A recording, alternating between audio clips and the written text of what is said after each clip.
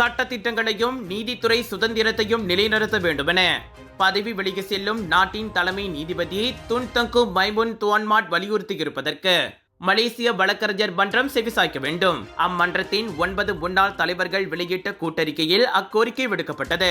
அந்த 9 பேரில் Zainur Zakaria, Dato S Ambiga, Raghunath Kesavan, Christopher Leong உள்ளிட்டோரும் அடங்குவர். ஆட்சி அதிகாரத்தில் இருப்பவர்களின் கை ஓங்கியிருக்கும் நாடுகளில் நீதித்துறையின் சுதந்திரமே பெரும்பாலும் முதல் பலிகேடு ஆவதாக அவர்கள் சுட்டிக்காட்டினர். எனவே நீதித்துறையின் சுதந்திரத்தை கட்டிக்காப்பதில் வழக்கறிஞர் மன்றம் தனது பங்கை ஆற்ற வேண்டுமென அந்த கூட்டறிக்கை வலியுறுத்தியது. 2009 நீதிபதிகள் நியமன ஆணைய சட்டத்தின் கீழ் நீதிபதிகள் நியமனத்தில் இடையூறு இருந்ததாக துன் தங்கு மைமுன் அண்மையில் அம்பலப்படுத்தியிருந்தார். அதனை தாம் கடுமையாக கருதுவதாக கூறிய அவர் அது விசாரிக்கப்பட வேண்டுமென வலியுறுத்தி இருந்தது குறிப்பிடத்தக்கது. அது குறித்து கருத்துரைத்த அந்த 9 பேரும் சில ஆண்டுகளாகவே நீதித்துறையில் வெளியாரின் தலையீடு இருப்பது கண்கூடி என கூறிக்கொண்டனர்.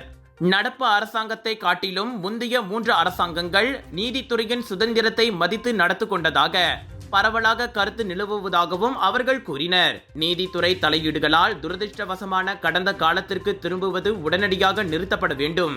இல்லையேல் நாடும் நாட்டு மக்களும் மீண்டும் அதிக விலை கொடுக்க வேண்டியிருக்கும் என அவர்கள் நினைவுறுத்தினர்.